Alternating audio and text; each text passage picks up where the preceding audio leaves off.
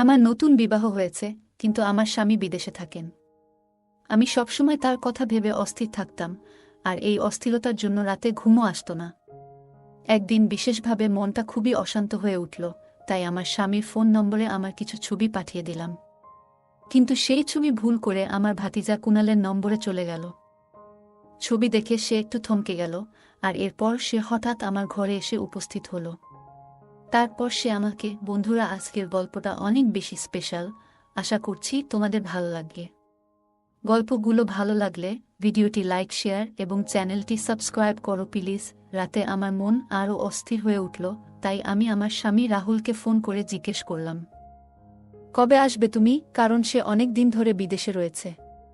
রাহুল জানালো যে এখনই ছুটি পাচ্ছে না, কিছু মাস আরও লাগবে। আমি শুনে বেশ চিন্তিত হয়ে পড়েছিলাম। আমি জিজ্ঞেস করলাম, তুমি ফিরে আসতে চাইছো না কেন?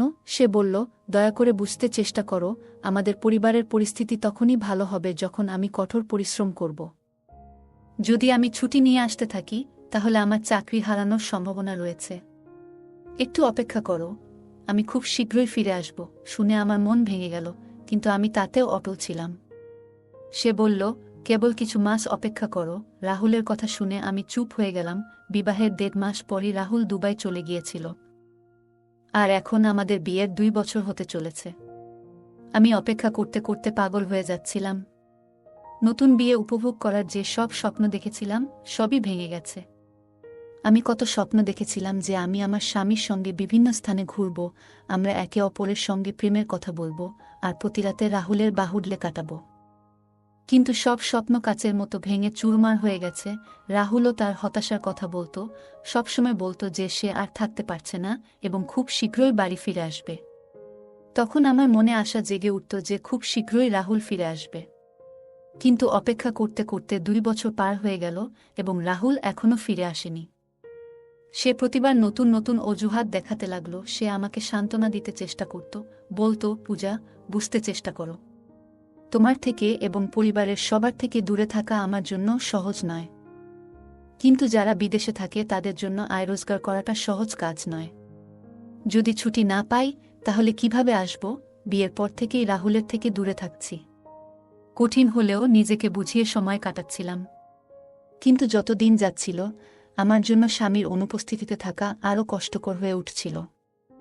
আমার সমস্ত আবেগই রাহুলের জন্য ছিল, আর বিবাহের সেই অল্প কিছু সময় যে ভালোবাসা সে আমাকে দিয়েছিল, তাতে আমি যেন তার প্রেমে একেবারে মগ্ন হয়ে পড়েছিলাম। ওর ছাড়া এক মুহূর্ত কাটানো আমার পক্ষে কল্পনা করা কঠিন হয়ে পড়েছিল। কিন্তু রাহুল বিয়ের 1.5 মাস পরেই বলল, আমি দ্রুত ফিরে আসব। আমরা একসঙ্গে নতুন একটি জায়গায় থাকব। কিন্তু বিয়ের পর মাত্র 1.5 মাস একসঙ্গে থাকার পর থেকেই আমি একা। এখন এমন মনে হয় যেন আমি এখনও অবিবাহিত। আমার স্বামীও দূরে বসে আমার জন্য মন খারাপ করত, কিন্তু তার এই মন খারাপের বা আমার যত্ন নেওয়ার কি লাভ, যদি সে আমার কাছে না থাকে? সে বলতো, তোমার ছবি পাঠিও, তোমাকে দেখলে আমার ক্লান্তি দূর হয়। কখনো ভিডিও কল করলে আমি রাহুলকে দেখে কেঁদে ফেলতাম। তখন সে আমাকে সান্ত্বনা দিত। রাহুল আমাকে আশ্বস্ত করত, বলতো, আমি চেষ্টা করছি, যদি আগামী সপ্তাহের মধ্যে ছুটি পাই তাহলে বাড়ি আসব। তুমি অতিরিক্ত চিন্তা করো না। কিন্তু প্রতিবার সে আমাকে নতুন আশার বাণী দিয়ে শেষমেশ জানাত, ছুটি পায়নি। তার যাওয়ার পর থেকে নিজেকে সাজানো গোছানো বন্ধ করে দিয়েছিলাম। যখনই রাহুল ভিডিও কলে আমার মলিন মুখ দেখত, তখন তার মনও খারাপ হয়ে যেত। সে বলতো, নিজেকে একটু সুন্দর করে সাজাও, নতুন ছবি তুলে আমার কাছে পাঠাও। তার অনুরোধে নিজেকে আবার একটু সাজাতে শুরু করলাম। ভালো ভালো ছবি তুলে রাহুলের কাছে পাঠাতাম। আমার ছবি দেখে রাহুল মুগ্ধ হয়ে যেত, প্রশংসা করত, আর আমি লজ্জায় রাঙা হয়ে উঠতাম। আমি সবসময় প্রশংসা শুনতে পছন্দ করতাম, আর আমার মধ্যে সৌন্দর্যের কিছুটা অহংকারও ছিল। ছোটবেলা থেকেই নিজেকে নিয়ে প্রশংসা শুনতে ভালো লাগত। যখন রাহুল আমার প্রশংসা করত, তখন সব দুঃখ ভুলে যেতাম। তার কথা শুনে মন আনন্দে নেচে উঠত। তবে আমার শাশুড়ি আমার এই পরিবর্তনটা সহজভাবে নেননি। একদিন তিনি আমাকে ডেকে বললেন, তোমার স্বামী তো বাড়িতে নেই, তাহলে কার জন্য এত সেজেগুজে থাকো? আমি হকচকিয়ে গেলাম, বললাম, মা, রাহুল ভিডিও কলে কথা বলে। রাহুল ভিডিও কলে কথা বলার সময় আমাকে ক্লান্ত ও অগোছালো দেখলে অভিযোগ করত। তাই তার কথামতো নিজেকে একটু সজ্জিত রাখতাম। আমার শাশুড়ি ছিলেন খুবই পুরনো চিন্তাধারার মানুষ, আর রাহুলের আমাকে এভাবে ভালোবাসা প্রকাশ করাটা তার পছন্দ ছিল না। তিনি কপালে ভাঁজ ফেলে বললেন, রাহুল দিনে একবার ভিডিও কলে কথা বলে। কিন্তু তুমি সারাদিনই এত সেজেগুজে ঘুরে বেড়াও কেন? বাড়িতে তোমার ভাতিজা তরুণ কুনাল আছে, এভাবে চলাফেরা করলে তার নজর তোমার দিকে পড়তে পারে। একটু খেয়াল রেখো। আমি চুপ করে গেলাম। আমার ভাতিজা কুনালের এখনো বিয়ে হয়নি, আর শাশুড়ি একবার বলেছিলেন যে সে নারীদের নিয়ে নেতিবাচক ধারণা পোষণ করে। তার একবার বিয়ের কথা পাকা হলেও সে নিজেই সেই সম্পর্ক ভেঙে দিয়েছিল। শুনে একটু অবাক হয়েছিলাম, কিন্তু তেমন গুরুত্ব দিইনি। শাশুড়ির নিয়মের কারণে দিন দিন আমার মন খারাপ হতে লাগল। যখনই রাহুলের ফোন আসত, আমি কাঁদতাম আর বলতাম, তোমার মা এখন আমার সাজগোজের উপরও নিয়ন্ত্রণ চাপিয়ে দিয়েছেন। রাহুল আমাকে শান্ত করার চেষ্টা করত, বলতো, এ নিয়ে ভাবো না, মা যা বলছেন ঠিকই বলছেন। তুমি আমার স্ত্রী, আমার উপস্থিতিতে সাজগোজ করলে ভালো লাগে। বাড়িতে আমার ছোট ভাতিজা রয়েছে, তাই এই বিষয়ে একটু খেয়াল রাখলে ভালো হয়। তুমি তো জানি সে এখানে থেকেই বড় হয়েছে। রাহুলের কথাগুলো শুনে আমার মন খারাপ হয়েছিল। এমন মনে হলো যেন সেও আমার উপর পুরোপুরি ভরসা করতে পারছে না। আমি ছিলাম একজন সুন্দরী মেয়ে, সাজলে আরও সুন্দর লাগত। সত্যি বলতে আমার কুনা মাঝে মাঝে আমাকে নজরে রাখত, আর আমার শাশুড়িরও একটা ভয় ছিল যাতে স্বামীর অনুপস্থিতিতে আমি কোনো ভুল পথে না যাই। কারণ আমি ছিলাম এক তরুণী, নতুন বিবাহিতা। বিয়ের পর স্বামীর সঙ্গ পাওয়াটা একজন মেয়ের স্বাভাবিক চাহিদা। কিন্তু যখন স্বামী সেই চাহিদা পূরণ করতে না পারে, তখন অনেক সময় মনে নানা রকমের ভাবনা আসতে পারে। সম্ভবত এ কারণেই আমার শাশুড়ির মনে এমন ভয় কাজ করছিল। বিয়ের পর নিজেকে গুছিয়ে রাখতাম, তবে এখন শাশুড়ি আপত্তি জানাতেন। স্বামীকে জানালে সেও বলতো, মা ঠিকই বলেছেন। আমি রাহুলকে বোঝাতাম যে আমাকে অন্তত নিজের মতো করে সাজগোজ করতে দিক, যাতে আমি প্রাণ খুলে জীবনটা উপভোগ করতে পারি। কিন্তু রাহুলও এতে রাজি হতো না। আমি যেন নিজের মধ্যে বয়সের ভার অনুভব করতে শুরু করলাম। মনে হতে লাগল শাশুড়ি অয়থাই আমার উপর এত নিয়ন্ত্রণ আরোপ করছেন, বিশেষত যখন আমার কুনালের এমন কিছুতেই আগ্রহ নেই। আমার ভাতিজা কুনাল একবার বিবাহ হলেও বিয়ের আগেই সেই সম্পর্ক ভেঙে দিয়েছিল। শাশুড়ি বলেছিলেন মেয়েটি ছিল খুবই সুন্দরী, কিন্তু আমার কুনাল কেন জানি না তার সঙ্গে সম্পর্ক চালিয়ে যেতে পারেনি। সে ছিল শান্ত স্বভাবের, নিজের মতো থাকত। প্রতিদিন সকালে বাড়ি থেকে বের হতো আর রাতে ফিরে নিজের ঘরেই থাকত। প্রয়োজন ছাড়া তেমন কথা বলতো না, ঘর থেকে বের হয়ে সময়ও কাটাত না। এখন আমারও মনে হতে লাগল, হয়তো ওর কোনো ব্যক্তিগত শারীরিক সীমাবদ্ধতা রয়েছে, যার জন্য সে আর বিয়ে করার চেষ্টা করেনি। হয়তো এটাই ভালো, যাতে আরেকটি মেয়ের জীবন ক্ষতিগ্রস্ত না হয়। আমি কিছুতেই পরিস্থিতি মেনে নিতে পারছিলাম না। বারবার রাহুলকে ফিরে আসতে অনুরোধ করতাম। রাহুল বিদেশে কঠোর পরিশ্রম করছিল, আর আমি এখানে দুশ্চিন্তায় ভুগতাম। কষ্টে বলতাম, রাহুল, এবার ফিরে আসো, আমার ধৈর্য ফুরিয়ে আসছে। রাহুল বলতো, আর একটু ধৈর্য ধরো, টাকা জমাচ্ছি যাতে ফিরে এসে আমাদের কোনো অসুবিধা না হয়। শাশুড়ির মানা করার পর সাজগোজ বন্ধ করেছিলাম, কিন্তু রাতে রাহুলের কথা মনে পড়ত। বিছানায় শুয়ে তার বাহুতে ঘুমানোর আকাঙ্ক্ষা জাগত। অতিরিক্ত কষ্ট পেলে স্নানে যেতাম, নিজের ছবি তুলতাম এবং নিজেকে দেখে ভালো লাগত। এভাবে চলতে চলতে আমি কখন যে ভেতরে ভেতরে দুর্বল হয়ে পড়েছি তা নিজেই বুঝিনি। এখন বেশিরভাগ সময় একা থাকলে নিজেকে ব্যস্ত রাখার জন্য নানাভাবে ছবি তুলতাম। আস্তে আস্তে এই অভ্যাসটা এমন পর্যায়ে পৌঁছে গিয়েছিল যে আমার পক্ষে এটি নিয়ন্ত্রণ করা কঠিন হয়ে পড়ছিল। একদিন আবেগের মুহূর্তে এমন কিছু করে ফেললাম যা সাধারণত কেউ সহজে করেন না। মনে হচ্ছিল রাহুল আমার সৌন্দর্যকে মুগ্ধ হয়ে দেখুক, এই আকাঙ্ক্ষাই আমাকে বিচলিত করছিল। নিজের সিদ্ধান্তগুলো নিয়ে ভাবার সময় পাইনি, আর এই ছোট্ট পদক্ষেপেই আমার জীবনে বড় পরিবর্তন আসতে শুরু করল। আমার শাশুড়ি সবসময় আমার দিকে কৌতূহলভরা নজরে তাকিয়ে থাকতেন। বেশিরভাগ সময় আমি নিজ ঘরে কিংবা একা থাকলে তার চোখে কিছুটা সন্দেহ ফুটে উঠত। মাঝে মাঝে তিনি কিছু প্রশ্ন করতেন, আর মুখের অভিব্যক্তিতে যেন মনের ভাব প্রকাশ পেত। একদিন হঠাৎ আমার মোবাইল নষ্ট হয়ে গেল, আর আমি খুবই চিন্তায় পড়ে গেলাম। ছবি তোলার যে নতুন শখ আমার মধ্যে জন্মেছিল সেটা যেন আমার নিত্যদিনের সঙ্গী হয়ে গিয়েছিল। মোবাইল ঠিক করানোর জন্য দোকানে দিতে হতো, আর তাতে আমার কিছু ব্যক্তিগত ছবি ছিল। যদি কেউ দেখে ফেলত তাহলে বড় বিপদে পড়তে হতো। রাহুল একদিন শাশুড়ির ফোনে কল করেছিল, আর সেই সুযোগে আমি মোবাইল নষ্ট হয়ে যাওয়ার বিশ্বাসটা জানালাম। রাহুল বলল, কোনো চিন্তা করো না, তোমার মোবাইলটা কুণালকে দিয়ে দাও, সে তো তার বন্ধুর দোকান থেকে ঠিক করিয়ে আনতে পারবে। তার কথায় আমি একটু স্বস্তি পেলাম, কারণ আমার কুণাল এমন কেউ ছিল না যে আমার ব্যক্তিগত ব্যাপারে ঢু মারবে। সকালে আমি মোবাইলটা কুণালকে দিলাম, আর বিকেলে সে সেটা ঠিক করিয়ে নিয়ে এলো। যখন মোবাইল আনতে তার ঘরে গেলাম, তখন শাশুড়ি আমাকে তার ঘর থেকে বেরোতে দেখে ফেললেন। তারপরই আমাকে ডেকে প্রশ্ন করলেন, কেন আমি কুণালের ঘরে গিয়েছিলাম। আমি ব্যাখ্যা করলাম, মা, আমার মোবাইল নষ্ট হয়েছিল, সেটাই ঠিক করানোর জন্য তাকে দিয়েছিলাম। কিন্তু আমার কথায় তিনি সন্তুষ্ট হলেন না। এরপর তিনি এমন কথা বললেন যা আমাকে চিন্তায় ফেলে দিল। তিনি বললেন, তুমি যেন অদ্ভুত সব কাজ করছো আজকাল। কখনো সাজুগুজু করে বাইরে চলে আসছো, আবার কখনো নিজের ঘরে দরজা বন্ধ করে রাখছো, আর বাথরুমে ঢুকলে অনেক দেরি করো। আমি বেশিরভাগ সময় বাথরুমে কাটালে শাশুড়ি খেয়াল করতেন এবং আমাকে নিয়ে নানা মন্তব্য করতেন। আমি অবাক হয়ে তার দিকে তাকিয়ে ভাবতাম, কেন তিনি এত ছোটখাটো ব্যাপারেও আমার উপর নজর রাখছেন। মনে মনে চিন্তা করতাম, তার আসল সমস্যা কি। আমার কোনো কাজই যেন তার কাছে সহ্য হয় না। তবে সত্যি বলতে তিনি জীবন সম্পর্কে অনেক কিছু জানতেন এবং অভিজ্ঞতা সম্পন্ন একজন ছিলেন। তিনি বুঝতে পারছিলেন যে আমার মধ্যে পরিবর্তন আসছে এবং হয়তো ভাবছিলেন আমি আমার স্বামীর অনুপস্থিতিতে যেন বিভ্রান্ত হয়ে না যাই। এরপর আমি তার কথাগুলো পাত্তা না দেওয়া শুরু করলাম। প্রতিদিন রাতে শাশুড়ি ঘুমানোর আগে এক গ্লাস দুধ পান করতেন। একদিন তাকে দুধ দিতে তার ঘরের দিকে যাচ্ছিলাম। দরজার কাছে পৌঁছে হঠাৎ ভেতরে কথা শোনা গেল এবং অবাক হয়ে শুনলাম যে আমার নামও আলোচনা হচ্ছিল। আমি চুপ করে দরজার বাইরে দাঁড়িয়ে থাকলাম।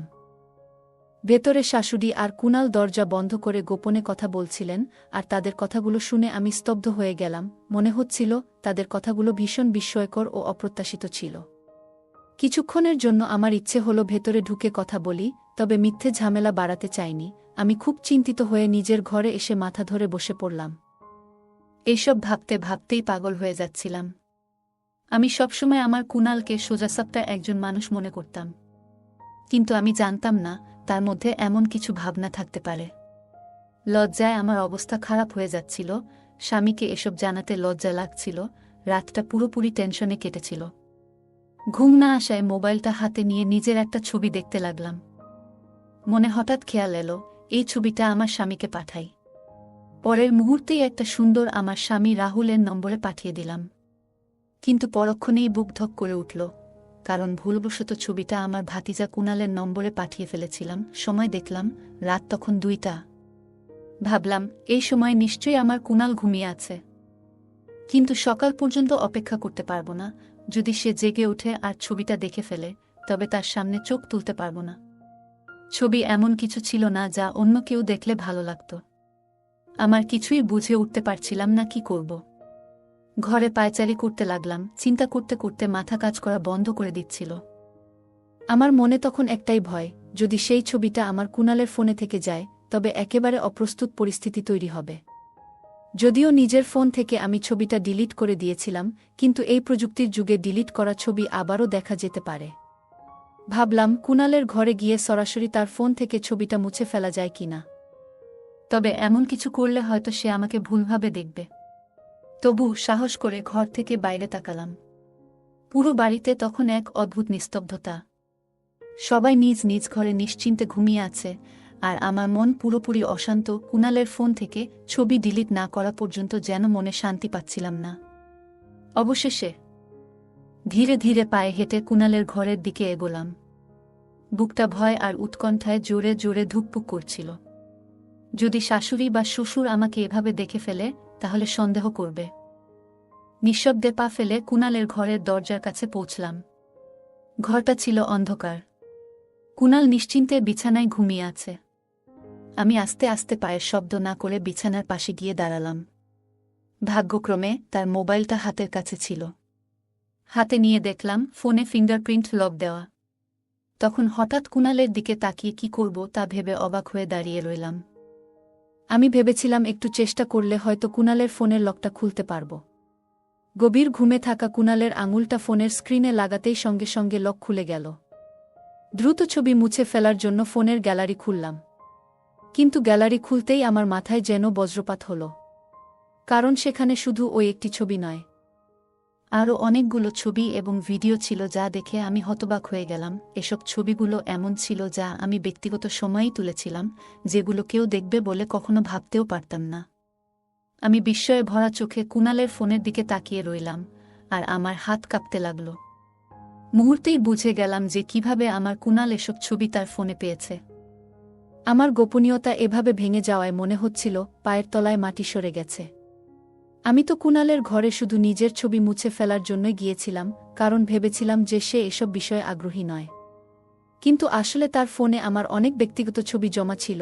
সেদিনের মতো একটা বড় ধাক্কা আগে কখনো খাইনি। আরও জানলাম যে সে আমার শাশুড়ির কাছে গিয়ে আমার নামে নানান বাজে কথা বলে, যেন আমার চরিত্র নিয়ে সন্দেহ তৈরি করতে চায়। তখন আমি জানতাম না যে আমার ভাতিজা কুণাল আমার ব্যক্তিগত ঘরের এবং বাথরুমের বিষয়ও জানে। তবে তার ফোনে নিজের ছবি দেখে বুঝতে পারলাম যে সে আমার সবকিছুই নজরে রেখেছিল। ছবিগুলো ডিলিট করতে করতে হঠাৎ আমার কুণাল ঘুম থেকে উঠে আমাকে দেখে হতভম্ব হয়ে গেল। সে আমার হাতে তার ফোন দেখে দ্রুত ফোনটা ছিনিয়ে নিল। বিরক্ত হয়ে জিজ্ঞেস করল, তুমি এই সময় আমার ঘরে কি করছো? তার ব্যবহার দেখে আমার রাগ বেড়ে গেল। বললাম, কিভাবে সাহস হয় আমার এই ছবিগুলো রাখার? আমি এই বাড়ির বউ। তুমি এত নিচু মানসিকতার কেমন মানুষ? সে হাসতে লাগল, যেন এসব তার কাছে মজার বিষয়। বলল, আমি তো কোনো ছবি তুলিনি, তুমি নিজের ঘরে আছো, কিভাবে তুলব আমি?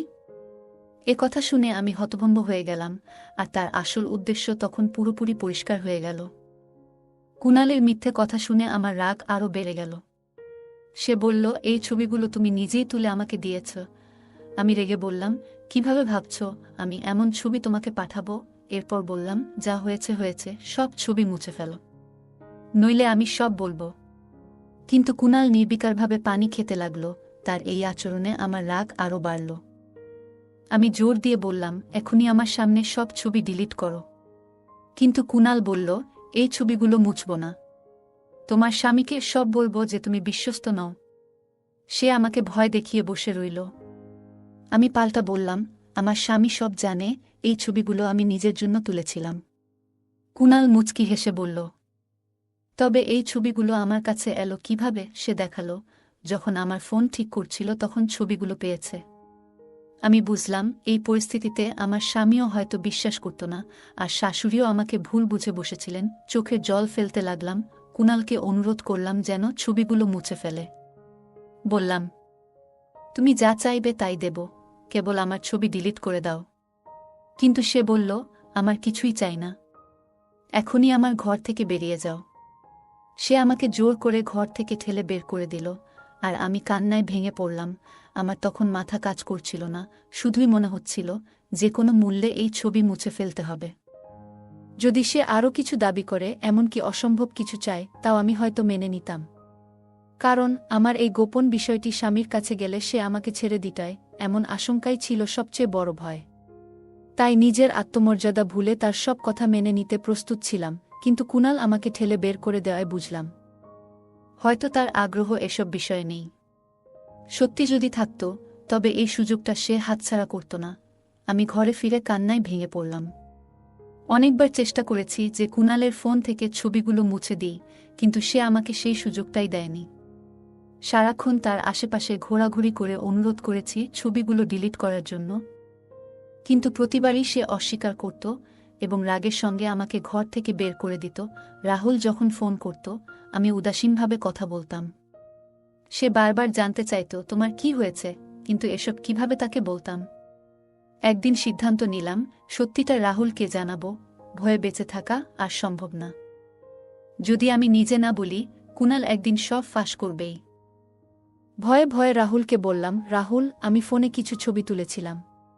রাহুল হেসে বলল, তাতে কি হয়েছে? আমি বললাম, ছবিগুলো একটু অন্যরকম ছিল, বাথরুমে তুলেছিলাম। রাহুল চমকে উঠে বলল, এগুলো ডিলিট করো, এমন ছবি সম্মানজনক নয়। মোবাইল হারালে বা ফাঁস হলে কিভাবে মুখ দেখাব? রাহুল আমাকে বকছিল, কিন্তু পুরো সত্য তখনও বলিনি। নিজেকে দোষারোপ করলাম, ইস, কেন এমন করলাম? না করলে আজ এতটা বিপদে পড়তে হতো না। আমি বারবার কুণালকে অনুরোধ করতে থাকলাম যেন সে আমার ছবিগুলো মুছে ফেলে। তাকে কথা দিলাম যে এরপর আর এমন ভুল কিছু করব না। কিন্তু তখন সে এমন কিছু বলল যে আমি বাকরুদ্ধ হয়ে তার দিকে তাকিয়ে রইলাম। তার আসল উদ্দেশ্য বুঝে আমার ভেতরটা শিউরে উঠল। কুণালের আশেপাশে ঘোরাঘুরি করতে দেখে শাশুড়ির সন্দেহ বাড়ল। একদিন সে বলল, বৌমা, কেন বারবার কুণালের ঘরে যাচ্ছ? আমাদের পরিবারে এসব মানায় না। তার প্রশ্নে আমি ঘাবড়ে গিয়ে তাড়াহুড়ো করে বললাম, মোবাইল নষ্ট হয়েছিল তাই ঠিক করাচ্ছি। কিন্তু শাশুড়ি বিশ্বাস করল না, বলল, আমি রাহুলকে শিগগিরই ফিরিয়ে আনব। তোমার আচরণ আমাদের পরিবেশ নষ্ট করছে। শাশুড়ির সন্দেহে আমি লজ্জিত হয়ে পড়লাম। 1 মাস এভাবে কাটল। কুণাল প্রায় আমাকে ডেকে নিজের মতো চলতে বাধ্য করত, আর আমি কান্নাভেজা চোখে তার ঘর থেকে বের হতাম। তাকে বারবার মুক্তি দিতে অনুরোধ করেও কোনো লাভ হয়নি। শাশুড়ির সন্দেহ ক্রমশ বাড়ছিল। অবশেষে 1 মাস পর রাহুল দেশে ফিরল। তাকে দেখে স্বস্তির বদলে এক অজানা আতঙ্কে পাথর হয়ে গেলাম। আমি ভেতরে ভেতরে ভয়ে সাদা হয়ে গিয়েছিলাম। রাহুল যখন আমাকে ছেড়ে গিয়েছিল তখন আমি একেবারে অন্যরকম ছিলাম। এখন এই অপরাধবোধের ভারে নিজেই যেন হারিয়ে যাচ্ছিলাম। ভাবছিলাম, সত্যটা যদি রাহুল জানতে পারে তবে হয়তো আমাকে ত্যাগ করবে। আমি কষ্টে নিজেকে সামলে সামান্য হাসি মুখে এনেছিলাম, কিন্তু ভেতরে আমার মন ক্রমাগত কাঁদছিল। যদি পুরনো দিনের মতো ভালো থাকতাম, তবে আজ তার ফেরার দিনে আমিও আনন্দে ভরে উঠতাম। রাহুল অনেক উপহার নিয়ে ফিরল আর বলল, তোমার থেকে দূরে থাকাও আমার জন্য কঠিন ছিল, কিন্তু আমাদের ভবিষ্যতের জন্য কাজ করছিলাম। তার কথা শুনে আমার লজ্জায় চোখ ভিজে গেল। রাহুল অবাক হয়ে বলল, কাঁদছ কেন? আমি বললাম, এগুলো আনন্দের কান্না। রাহুলের ফেরার পরও ভেতরে অপরাধবোধ তাড়িয়ে বেড়াচ্ছিল। একা পেলে কুণালকে মিনতি করতাম, আমাকে ছেড়ে দাও, আমার ভুল হয়েছে, আমি অনুতপ্ত। কিন্তু কুণাল নিষ্ঠুরভাবে বলল, ঠিক সময় মতো সব রাহুলকে চাচাকে বলবো। যদি ক্ষমা করে তাহলে দূরে সরে যাব, কিন্তু না হলে কখনো ক্ষমা করতাম না। তার এই কথায় আমি ভেঙে পড়লাম। সে আমার দুর্বলতার সুযোগ নিচ্ছিল এবং ব্ল্যাকমেল করে চলছিল। আমার ভুল বুঝে কুণালকে ছবিগুলো মুছে ফেলতে বলেছিলাম, কিন্তু সে রেগে গিয়ে বলল, আমি রাহুলকে তোমার সব কাজ দেখাব। তুমি তার বিশ্বাসের সঙ্গে খেলেছ। আমি কাঁদতে কাঁদতে তাকে অনুরোধ করলেও সে অবজ্ঞাসূচকভাবে বলল, তুমি সব সীমা পার করে ফেলেছ। তুমি একজন বিশ্বাসঘাতক। তোমার মতো কাউকে আমি স্পর্শ করতে চাই না। সে আরও জানায়, তার আগের বাগদত্তাও অনৈতিক সম্পর্কের জন্য তাকে ছেড়ে যায়, যা তাকে নারীদের প্রতি ঘৃণা করতে শিখিয়েছে। কুণাল বলল, আমার ভাই দূরে কষ্ট করছে, আর তুমি তার সম্মান নষ্ট করছ। একদিন বাড়িতে শুধু আমি, রাহুল আর কুণাল ছিলাম। সেই সুযোগে কুণাল রাহুলের সামনে আমার কিছু ব্যক্তিগত ব্যাপার প্রকাশ করল। সে আমার কিছু পুরনো অনলাইন পোস্টের স্ক্রিনশট দেখাল, যা দেখে রাহুলের মনে সন্দেহ ও আস্থাহীনতা তৈরি হয়। রাহুল খুব কষ্ট পেয়ে আমাকে বাড়ি থেকে বের করে দিল, মায়ের বাড়িতে ফিরে আমার নিজের ভুলের কারণে সংসার হারানোর যন্ত্রণা অনুভব করলাম। হতাশায় একদিন নিজেকে আঘাত করার চেষ্টা করেছিলাম, তবে ভাগ্যক্রমে বেঁচে যাই। হাসপাতালে জ্ঞান ফেরার পর দেখলাম আমার স্বামী রাহুল সেখানে দাঁড়িয়ে আছে। রাহুল জানালো যে সে আমাকে আরেকটি সুযোগ দিতে চায়, তবে এটিই হবে আমার শেষ সুযোগ। বাড়ি ফিরে আমি নতুনভাবে জীবন শুরু করার সিদ্ধান্ত নিলাম। নিজের ভুলগুলো থেকে শিক্ষা নিয়ে এবার রাহুল ও তার পরিবারের জন্য সেবা ও যত্ন করতে মনোযোগী হলাম। রাহুলের ক্ষমার জন্য আমি কৃতজ্ঞ, যা আমাকে জীবনে নতুনভাবে এগিয়ে চলার প্রেরণা দিয়েছে। বন্ধুরা, যদি এই গল্পটি ভালো লেগে থাকে তাহলে দয়া করে ভিডিওটি লাইক করুন এবং আমাদের চ্যানেলটি সাবস্ক্রাইব করুন। পাশে থাকা বেল আইকনটি প্রেস করুন, যাতে করে আমরা যখনই নতুন ভিডিও আপলোড করি তার নোটিফিকেশন সবার আগে আপনার কাছে পৌঁছে যায়। ধন্যবাদ, দেখা হবে আমাদের পরবর্তী ভিডিওতে। পাশের বাড়ির বৌদির জামাই বোকা। একদিন বৌদি আমায় ডেকে নিয়ে বলল, তোর দুলাভাই একটা বোকা, আমার কষ্ট অভাব দূর করতে পারে না। আমি বৌদির কথা শুনে অবাক হয়ে যাই। একদিন বৌদি আমার সাথে যা করেছিল তা শুনলে তোমাদের চোখ কপালে উঠে যাবে। আমি তখন ছোট, ক্লাস 7-এ পড়ি। আমাদের পাড়ায় প্রতিদিন রাতে গানের আসর জমত। গ্রামে আমাদের আড্ডা গুরু নীরব ভাই। স্কুল না থাকলে সারাদিন তার ঘরে বসে থাকি আর মোবাইলে গান শুনি। আমাদের এলাকার রাজু ভাইয়ের বউ একটু অন্যরকম। গ্রামের ছনের ঘর ছিল জঙ্গলের সাথে। সে যদি ওর ভিতরে থাকতো তো আমাদের গায়ে পানি দিয়ে ছিটা মারত। একদিন এভাবে যাবার সময় ভেতর থেকে পানি ছিটা দিয়ে বলে, জামাই কই যাও, বাড়িতে আসো, পিঠা খেয়ে যাও। আমি আসলে এসবের কিছুই তেমন বুঝি না। আমি ভাবিকে বললাম, কি পিঠা? আরে ভেতরে আসি না। আমি বোকার মতো ভেতরে যেতে চাইলে ভাবিকে দেখে আমি চমকে উঠি। ভাবি খিল খিল করে হাসতে থাকে আর আমায় বলল, শরম পাইছো? জঙ্গলের ভেতর ক্রিকেট বল খুঁজতে থাকি। নীরব ভাই ক্রিকেটের বল এত জোরে মারছে এই জঙ্গলে আইসা পড়ছে। আর আমি ছোট হওয়াতে ওরা সবাই সব সময় আমারই পাঠায় জঙ্গলের ভেতর ক্রিকেট বল আনতে। কোনো মতেই এদিন আর বল খুঁজে পাই না। রাজু ভাইয়ের পিছন থেকে আমার উপর পানি ছুড়ে মারে। আমি চমকে উঠি, বলি, একটা ক্রিকেট বল দেখছো? সে বলে, বল আমার ঘরের চালের উপরে এসে পড়ছে, তাই আজ আর বল দিব না। আমি বললাম, ভাবি, আমরা আর এখানে বল ফেলব না, আজকের মতো বলটা দিয়ে দাও। ভাবি বলল, ঠিক আছে, বলটা ফেরত দিব, তবে একটা শর্ত আছে, যদি তুই আমার শর্ত রাখিস তাহলে বল দিতে পারি। আমি ভাবিকে বললাম, ভাবি, আমি ছোট মানুষ, আমি কি তোমার দেওয়া শর্ত পালন করতে পারবো? ভাবি বলল, পারবি, না পারলে আমি তোকে শিখিয়ে দিব। আমি ভাবিকে জিজ্ঞেস করলাম, ভাবি কি শর্ত বলো? এবার ভাবি বলল, এখন বলতে পারবো না, তুই বরং সন্ধ্যার পর আমাদের বাড়িতে আসিস, তখন শর্তটা বলবো। আর এখন নে, বলটা নিয়ে যা। আমি ভাবতে লাগলাম, ভাবি শর্তটা তো এখনই বলতে পারত, কিন্তু সন্ধ্যার পর বলল কেন? ভাবির কথা শুনে আমি কিছুটা ভয় পেলাম। কি জানি বলে বসে তার কোনো হিসাব আছে? আমি ক্লাস 7-এ পড়লে কি হবে? আমার গঠন গাঠন একটু বড়। অনেকে বিশ্বাসই করতে চায় না আমি ক্লাস 7-এ পড়ি। আমার 5 ফুট 5 ইঞ্চি উচ্চতা। পরের দিন আমি ভাবির কথামতো সন্ধ্যার সময় তাদের বাড়িতে গেলাম। বাড়িটা একদম নীরব বাড়ি। আমি ভাবিকে বললাম, ভাবি, তুমি আমায় কিসের শর্ত দিবে বলেছিলে? আমি আজ তো আসলাম সেই শর্তটা শুনতে। ভাবি বলল, এটা কোনো শর্ত না রে, আমার দুঃখের গল্প। আমি যদি আমার গল্পটা তোর সাথে শেয়ার করি তাহলে তুই কি এর সমাধান দিতে পারবি? আমি বললাম, ভাবি, আমি মানুষটা ছোট হতে পারি, কিন্তু আমার বিষয়ে তুমি জান না, আমি ছোট হলেও কোনো কাজে এ পর্যন্ত ব্যর্থ হয়নি। ভাবি তখন খুশি হয়ে বলল, সত্যি বলছিস তুই? আমি জানতাম তুই মাত্র 7-এ পড়িস, কি বুঝবি তুই। ভাবি, তুমি তোমার কষ্টের গল্পটা বলো, আমি শুনতে চাই। আর যদি আমি গল্পটা শুনে তোমার সমস্যার সমাধান করে দিতে পারি তাহলে আমি জানি তুমি আমায় কোনোদিন ভুলতে পারবা না। এতটুকু বাচ্চা ছেলের সাহস দেখে আমি অবাক হয়ে গেলাম। এই বাচ্চা ছেলে আমাকে যেভাবে উৎসাহিত করেছে, আমি তার কথা শুনে অনেক খুশি হলাম। আর মনে মনে ভাবলাম, আমি ওকে দিয়েই সব দূর করব। ওকে দিয়ে আমার সমস্যার সমাধান করিয়ে নিব। আমি ভাবিকে বললাম, ভাবি, তুমি কি ভাবছো এমন করে? তোমার কষ্টের গল্পটা বলো, আমি শুনি। ভাবি তখন বলল, ঠিক আছে, তাহলে শোন। তোর দুলাভাই একটা বোকা। আমার কোনো কথা সে রাখে না। সে আমার সাথে পারে না। প্রতিদিন রাতে ঘরে এসে ভাত খেয়ে মরার মতো ঘুমিয়ে পড়ে। আমার কোনো আবদার তোর দুলাভাই রাখে না এবং পূরণ করতে পারে না। সে সব সময় আমার কাছ থেকে দূরে থাকে। আমি মানুষের সাথে আমার জীবনটা কাটানো খুব কষ্টের। তোর দুলাভাই সবসময় প্রতিদিন বলে আমার শরীরটা আজ ভালো না। আচ্ছা তুই বলতো, এভাবে কি আর সংসার চলে? এই সংসারে আমি চলে যেতে চাই, কিন্তু আমার মা বাবা তো অসহায়, আমি তাদের কষ্ট দিতে চাই না। আমার বাবা যখন আমায় ফোন করে জিজ্ঞেস করে, কেমন আছিস মা, আমি তখন বুক ভরা কষ্ট নিয়ে বলি, ভালো আছি বাবা। কিন্তু আমার তো মনের ভিতর শান্তি নাই। আমি তো একটু সুখের ছোঁয়া পাই না এই সংসার থেকে। আর তাই আমার মা বাবাকে মিথ্যা সান্ত্বনা দেই যে আমি ভালো আছি। আচ্ছা তুই বলতো, একটা সংসারে মেয়েরা কি চায়?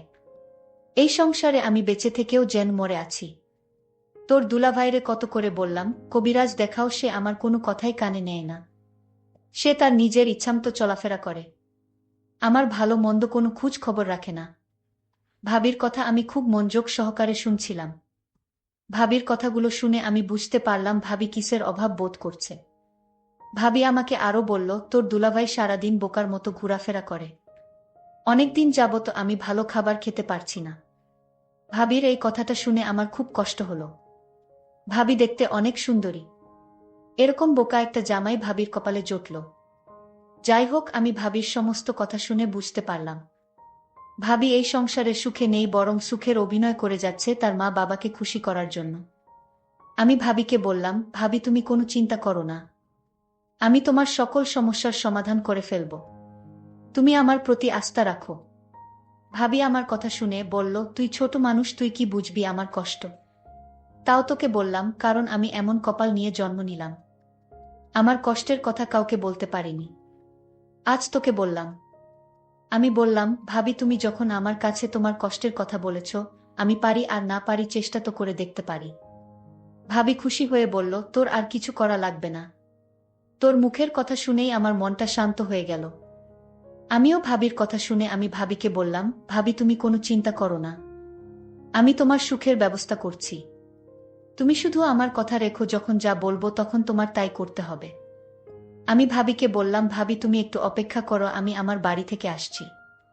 আমি তাড়াতাড়ি বাড়িতে এসে আমার বাবার পকেট থেকে কিছু টাকা নিয়ে বাজারে গেলাম। আমি মনে মনে চিন্তা করলাম, ভাবিকে আজ আমি দেখিয়ে ছাড়বো আমাকে বলে আমি বাচ্চা মানুষ। হায় রে ভাবি, তুমি আমার সম্পর্কে জানো না, তুমি আজই বুঝতে পারবে আমি বাচ্চা নাকি কিশোর। আমি বাবার পকেট থেকে টাকা নিয়ে বাজারে গেলাম। বাজারে গিয়ে 1 কেজি গরুর মাংস কিনলাম।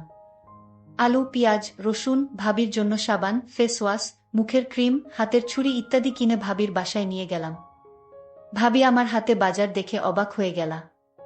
আমি ভাবিকে বললাম, ভাবি চিন্তা করো না, তুমি এখানে বসো, দেখো তোমার জন্য কত কি এনেছি। আমি ভাবিকে যখন সকল সামগ্রী দেখালাম, ভাবি তখন বলল, তুই বাচ্চা মানুষ, এত টাকা কোথায় পেলি? আমি বললাম, ভাবি আমি এই টাকা জমিয়ে রেখেছিলাম, আমার কাছে আরো অনেক টাকা আছে ভাবি। ভাবি তখন বলল, এসব আমি নিতে পারবো না। তোর দুলাভাই জানলে আমি কি জবাব দিব, একবার ভেবে দেখেছিস? ভাবিক বললাম, তুমি বলবে বাবার একটা গরু ছিল, সেটা বিক্রি করে কিছু টাকা আমাকে খরচ করার জন্য দিল। তোর মাথায় তো দারুণ বুদ্ধি, কিন্তু আমার জন্য তুই এত কিছু করবে কেন? আমি তোর কি হই? আরে ভাবি, একটা গান আছে না, মানুষ মানুষের জন্য। আমিও মানুষ, তুমিও মানুষ, শুধু এইটুকু জেনে রাখো। আর তাছাড়া আমার তো আর বড় ভাই নেই, আমার কোনো ভাবিও নেই। যদি আজ আমার একটা ভাবি থাকতো, আর সেই ভাবি যদি তোমার মতো কষ্টে থাকতো, তাহলে আমি কি তাকে ফেলে দিতাম? আমি তাকে হেল্প করতাম না? ভাবি তখন বলল, আসলে সত্যি তোর অনেক মেধা আছে, তুই ছোট হলে কি হবে, তোকে আল্লাহ অনেক জ্ঞান বুদ্ধি দিয়েছে, তুই ভবিষ্যতে অনেক বড় হবি। আমি ভাবিকে বললাম, ভাবি এবার কথা বাদ দিয়ে রান্না করো, আজ তুমি গরুর মাংস দিয়ে ভাত খাবে, আমিও তোমার সাথে খাবো, অনেক ভালো লাগবে। বলতেই ভুলে গিয়েছিলাম, যাকে আমি বাচ্চা বলে ডাকি, তার নাম সজীব, তার মা বাবা। ভালো লাগবে। বলতেই ভুলে গিয়েছিলাম, যাকে আমি বাচ্চা বলে ডাকি, তার নাম সজীব, তার মা বাবা আছে, তাদের একটা মাত্র সন্তান, সে হচ্ছে সজীব। আর একমাত্র সন্তান বলে সজীবকে তার বাবা মা অনেক স্নেহ করে, যখন যা চায় তাই দেয়। আমি সজীবকে বললাম, সজীব তুই বস, আমি রান্না করি। সজীব তখন বলল, ভাবি আমি তোমার সাথে রান্নায় হেল্প করি। আমি বললাম, ঠিক আছে কর। আমি আর সজীব মিলে রান্না শেষ করে ঘরে নিয়ে যখন খেতে বসবো, ঠিক তখনই আমার বোকা জামাই বাড়িতে হাজির। সজীব আমার স্বামীকে ভয় পেয়ে সে কাঠের তলে লুকিয়ে পড়ল। আমার হাবলা স্বামী আমায় জিজ্ঞেস করল, কিরে সোনিয়া, আজ ঘরে মাংসের ঘ্রাণ পাচ্ছি কেন, মাংসের ঘ্রাণ কোথায় থেকে আসছে? আমি তখন আমার বোকা স্বামীকে বললাম, আমার বাবা এসেছিল আজ দুপুরে, আমার জন্য অনেক কিছু নিয়ে আসছে, তুমি তো আমার বরণ পোষণ করতে পারো না, আর তাই বাবা আমার জন্য হাতের ছুরি, মুখের ক্রিম, ফেস ওয়াশ, ব্যাগভর্তি বাজার নিয়ে আসছিল। আমার স্বামী এই কথা শুনে বলল, আমার সুর আব্বার এত দরদ হয়েছে আমাদের প্রতি, হঠাৎ এই দরদ কেন? যাই হোক, অনেকদিন পর ঘরে মাংস রান্না হলো, দাও পেট ভরে ভাত খাই। আমি মনে মনে বললাম, শুধু খেতেই জানো, ঠিকমতো দিতে জানো না। এইদিকে সজীব কাঠের নিচে শুয়ে ঘুমিয়ে পড়ল।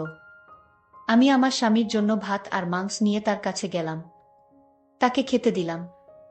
সে শুধু মন ভরে ভাত খাচ্ছে, আর একটা বার জিজ্ঞেস করল না, তুমি খাবে না, আমার সাথে তুমিও খাও না? সে তো এই কথাটা বলতে পারত, কিন্তু তার মাথায় এতখানি বুদ্ধিও নেই, শুধু নিজের বুঝটাই বুঝে, আমার কষ্টটা একবারও জানতে চায়নি। যাই হোক, সে খেয়ে ধেয়ে বিছানায় শুয়ে নাক ডেকে ঘুমাচ্ছিল। আমি তখন কাঠের নিচে সজীবকে বললাম, সজীব আয়, সজীব তোর দুলাভাই ঘুমিয়ে গেছে। দেখি সজীব ঘুমিয়ে পড়েছে। আমি তাকে হুঁশ করার জন্য একটু পানি ছিটা দিলাম, তখন সে লাফ দিয়ে উঠে পড়ে। আমি তাড়াতাড়ি কাঠের তল থেকে বের হয়ে বাহিরে চলে আসলাম। আর ভাবিকে বললাম, ভাবি আমি আজ চলে যাই বাবা, মা আমার জন্য চিন্তা করছে। কাল আসব। আর ভাবি তুমি আমায় একটা কথা দাও। কি কথা? তুমি রাতে পেট ভরে মাংস দিয়ে ভাত খেও। আমার কথা না রাখলে আমি আর কোনোদিন তোমার বাড়িতে আসব না। ঠিক আছে, আমি সত্যি খেয়ে নিব, এখন তুই বাড়িতে যা। আমি বাড়িতে চলে আসলাম। রাতে শুয়ে শুয়ে শুধু ভাবির কথা চিন্তা করতে লাগলাম। আমার সারারাত অস্থির অস্থির লাগছিল। আমি কিছুতেই এই রাতটা ঘুমাতে পারলাম না। আমি সিদ্ধান্ত নিলাম, যে করে হোক ভাবির সমস্ত কষ্ট দূর করতে হবে। আর দুলাভাই যা পারে না তা আমি করে দেখাব। ভাবির কোনো সন্তান নাই। বিয়ে হয়েছে 5 বছর হয়েছে, তাও তাদের কোনো সন্তান হয়নি। আমি সিদ্ধান্ত নিলাম ভাবিকে এই নরকে আর রাখব না। আমি তাকে সমস্ত সমস্যার সমাধান করব। পরের দিন দুলাভাই গঞ্জে চলে গেল। আজ মনে হয় রাতে ফিরতে পারবে না। ফিরতে ফিরতে কাল সকাল নাগাদ হবে। আমি তাড়াতাড়ি ভাবির বাড়িতে গেলাম। গিয়ে দেখি ভাবি শুয়ে আছে। আমি ভাবিকে ডাক দিলাম, ভাবি এই অবেলা শুয়ে আছো কেন? শরীর খারাপ নাকি? ভাবি বলল, আমার কোমরটায় প্রচুর ব্যথা হচ্ছে। আমার স্বামী এ পর্যন্ত আমায় কোনো ওষুধ কিনে দেন নাই। আমি ভাবিকে বললাম, ভাবি আমি তোমার জন্য ব্যথার ওষুধ নিয়ে আসি। ভাবি বলল, না লাগবে না। আমি ভাবিকে বললাম, ভাবি ট্যাবলেট না খেলে তো ব্যথা সারবে না ভাবি। সজীব ভাই আমার, আজ আমি অসহায়, আমার পাশে কেউ নেই। আজকের কোমর ব্যথায় মনে হয় আমি মরে যাব। এই জন্যই তো বললাম ঔষধ নিয়ে আসি। ভাবি বলল, ঔষধ লাগবে না। তুই কোমরটা একটু মালিশ করে দে, তাহলেই ব্যথাটা কমে যাবে। আমি ভাবির এমন কথা শুনে আমার কেমন জানি লাগছিল। আমি বললাম, ভাবি আমি পারবো না মালিশ করতে, আমি বরং ডাক্তার নিয়ে আসি। ভাবি তখন আমায় বলল, আরে বোকা ছেলে, এই ব্যথা মালিশ ছাড়া কমবে না। তুই অয়তা ডাক্তার নিয়ে শুধু খরচ বাড়াবি। তুই একটু মালিশ করে দিলেই ব্যথাটা কমে যাবে। আমি ভাবির ব্যথার কষ্ট দেখে আমি মালিশ করে দিলাম। 5 মিনিট পর ভাবি ব্যথা কমে যাওয়ায় ঘুমিয়ে গেল। আর আমার মনের আশা করে নিলাম। আর ভাবিও এটাই চেয়েছিল। আমি ছোট হলেও তা বুঝতে পারি। আমি যেদিন বল আনতে গিয়েছিলাম সেই দিনই বুঝতে। এতদিন ঢাকায় ছিলাম। ভাবি আমাকে দেখে বলল, সজীব তুই কেমন আছিস? ভালো ভাবি, তুমি কেমন আছো ভাবি? আমি ভাবির মুখে হাসি দেখতে পেলাম। আমি কোনোদিন ভাবিকে এমনভাবে হাসতে দেখিনি। ভাবি আমাকে ঘর থেকে একটা মিষ্টি নিয়ে এসে বলল, নে মিষ্টি খা। আমি বললাম, ভাবি এটা কিসের মিষ্টি? ভাবি বলল, আমি মা হতে চলেছি। আমার আর কিছু বুঝতে বাকি রইল না। বন্ধুরা, আজকে গল্পটি কেমন লাগলো তা অবশ্যই কমেন্ট করে জানাবেন। আর এরকম নতুন নতুন গল্প পেতে আমাদের চ্যানেলটিকে সাবস্ক্রাইব করে পাশে থাকবেন। ধন্যবাদ।